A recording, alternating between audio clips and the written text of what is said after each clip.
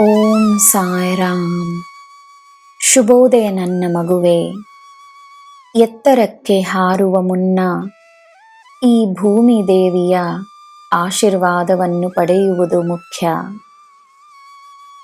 ನಮ್ರತೆಯಿಂದಿರುವ ವ್ಯಕ್ತಿಗೆ ಸಿಗುವ ಗೌರವ ಅಪಾರವಾದುದು.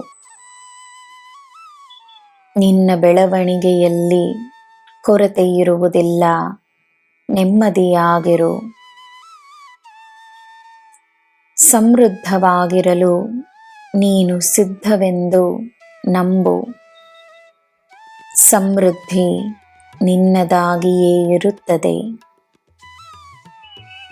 ಇಂದು ನೀನು ಮಾಡುವ ಚಿಕ್ಕ ಕಾರ್ಯವು ನಿನ್ನ ಜೀವನದಲ್ಲಿ ದೊಡ್ಡ ಪರಿಣಾಮವನ್ನು ತರಲಿದೆ.